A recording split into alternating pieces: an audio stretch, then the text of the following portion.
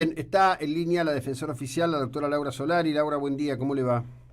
Buenos días, ¿cómo le va? Bien, bueno, imagino que en la conclusión y alegato al respecto de la presentación de los acusados en relación al fallecimiento de Lucía Pérez, habrá concluido ya de por sí una etapa de muchísima intensidad emocional por un lado, pero también de gran responsabilidad profesional. Díganos un poquito las razones del alegato para pedir por la inocencia de los tres.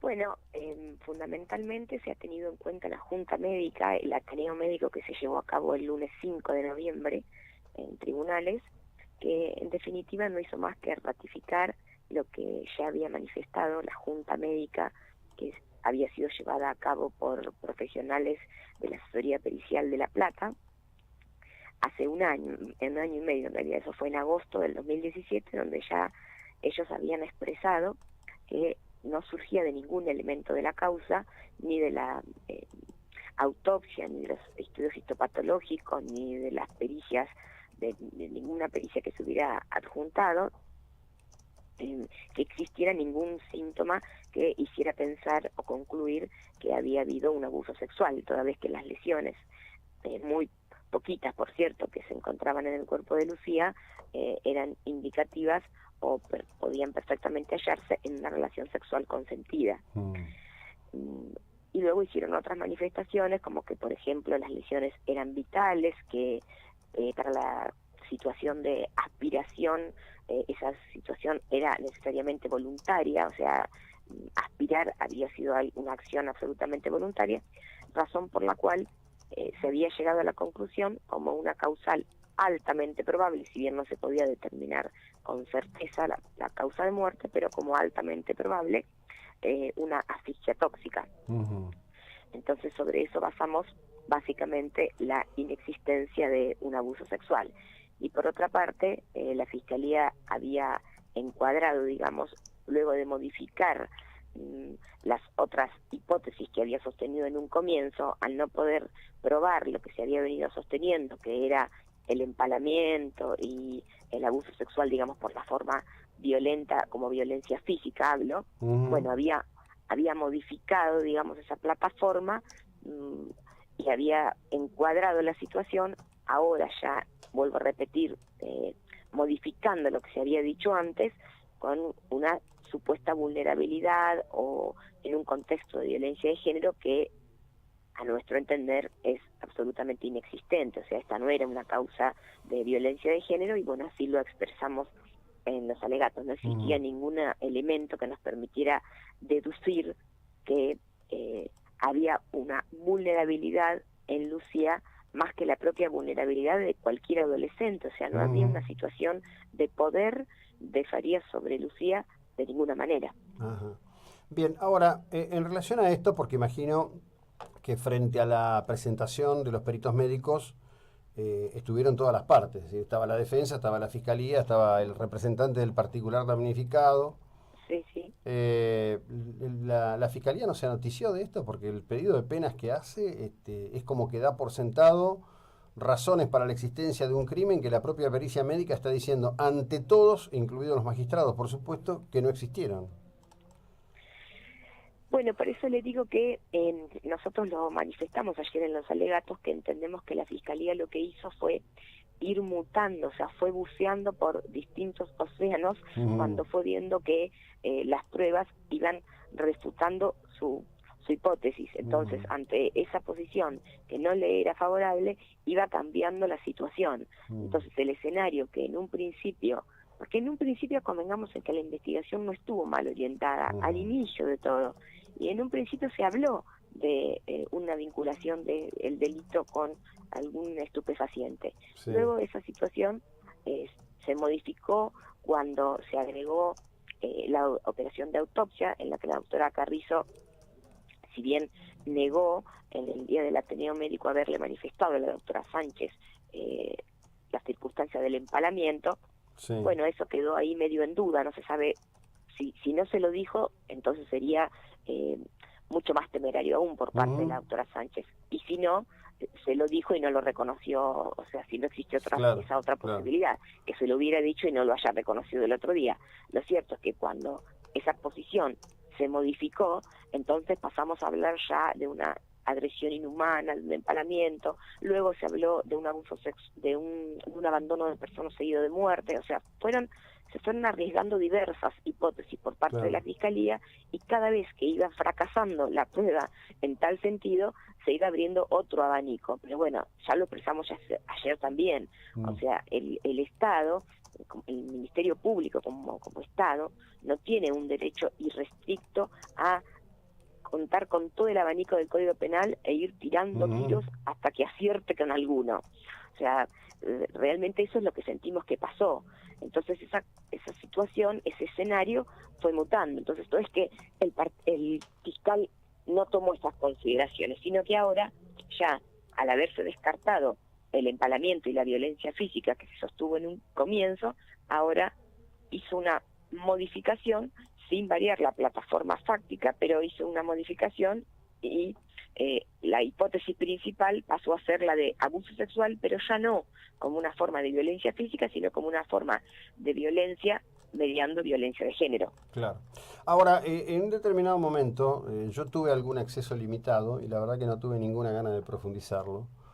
Creo que está incorporado al expediente el tema de los registros de las conversaciones por WhatsApp de Lucía. Sí, exactamente. Sí, sin entrar en eso, detesto la escatología y creo que no sirve de nada. Evidentemente hay una Lucía que era ella, muy personal, en su mundo de 16 años, muy personal, a mi criterio por lo que vi, muy sola, muy desorientada, pero también muy alejada de la guarda de los padres, ¿no? Es decir, yo lo veía a los padres ahí con la foto, todo el movimiento, digo, yo sé que hay gente que se enoja con esto, pero bueno, digo, el hijo es un tiempo presente del padre, no es un tiempo después. Si hubiera tenido que llegar a jugar en el ámbito del debate la presentación de los textos de WhatsApp de Lucía, capaz que estábamos hablando de otra cosa hoy ante la sociedad, ¿eh? Bueno, nosotros somos muy cuidadosos con ese punto porque creemos que hay cuestiones muy privadas que son muy complejas de ventilar, y por otra parte, hay que ventilar lo necesario como para poder probar la hipótesis que nosotros sostenemos. Se le entregaron a los jueces varios extractos de WhatsApp que, como usted dice, están incorporados a la causa, pero hicimos, digamos, un señalamiento particular de los que nos interesaban, que en definitiva nos hablaban de una Lucía que, como usted dice, de alguna forma faltaba quizás un poco la atenta mirada de los padres, pero eso es algo que me resulta muy complejo y muy delicado, teniendo en cuenta que entiendo que los padres hacen lo mejor que pueden, y le vuelvo a repetir, creo que eran cuestiones que se le escapaban a los padres. O sea, creo que sus papás se han noticiado de varias cuestiones de la vida de Lucía a raíz del debate. Lamentablemente se tuvieron que ventilar algunos temas que creemos, o por lo menos pareció que ellos no los conocían. Y bueno, lamentablemente hay un dolor muy grande por la pérdida de esta joven. Entonces, no, o sea, me resultaría de muy mal gusto, digamos, imputar a los papás. No, está bien. Por eso yo dije que, digo, hay dos cuestiones. Ni me gusta la escatología, y por eso yo he sido muy cuidadoso. Podría haber publicado, inclusive, estaba en mi legítimo derecho como periodista, pero la verdad que creo que hay cosas que no solo nos suman, sino que agregan horror innecesario. En definitiva, Lucía ya no está, murió a los 16 años, triste, de un modo muy triste, pobrecita. Pero la ficcionalidad procesal y acusatoria nos ha llevado a todos a este desagradable escenario donde, bueno, algunas cosas hay que decirlas ante la gente porque si no es como que hay una parte que no se entiende verdaderamente de todo lo que ocurre. Tuvimos que lamentablemente hacer hincapié en algunos aspectos de los que usted está mencionando, siendo muy cuidadosos, por supuesto, pero tuvimos que hacer hincapié porque, como yo manifesté ayer luego que terminé los alegatos y ante unos colegas suyos que me preguntaron, ahora queda en el imaginario popular como algo, una idea que seguramente no va a ser desterrada nunca, ni aún que la sentencia salga favorable a nuestra parte, Claro. que Lucía fue una persona empalada y todas las circunstancias que se alegaron oportunamente en aquella infortunada conferencia de prensa. Entonces, hubo lamentablemente que bucear un poco en ese escenario que no hubiéramos querido. Pero bueno, había que mostrar un poco para poder revertir aquella postura que se había manifestado en aquel momento, y que, como usted dice, se ha sostenido. O sea, estuvimos 2 años tratando de revertir ese panorama, y si bien creemos que un poco la balanza se había inclinado, todavía está esa idea. Yo la sufro todos los días, forma parte de mi trabajo, por supuesto, y no me quejo, pero en cualquier red social en la que yo estoy, soy atacada por defender a esta gente, porque a los imputados, a mis defendidos, porque no se me deja de señalar como que sigo defendiendo a personas que empalaron a una joven de 16 años, cuando esta idea está desterrada hace más de un año. Claro, bueno, quedó instalada. Exactamente a eso me refiero cuando digo que hay ciertos elementos o tópicos que desafortunadamente hay que exponer.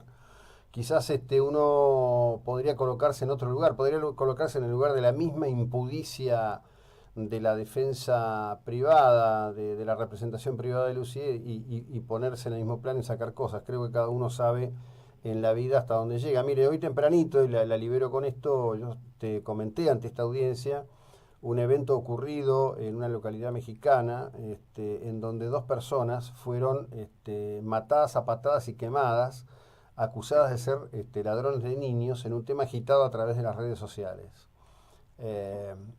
Hoy no solo hay que ser cuidadoso, no solo hay que ser pudoroso, sino que hay que ser muy certivo con lo que se dice, pero hay ciertos extremos comunes, Claro.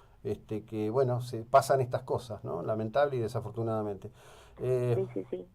Bueno, doctora, le agradezco como siempre la atención que nos dispensa y la posibilidad de, por lo menos ante esta audiencia y los lectores de noticiasyprotagonistas.com, ilustrarlos al respecto de los hechos. Muchas gracias, muy buena jornada. No, por favor, muchas gracias a usted. La defensora oficial Laura Solari, un funcionario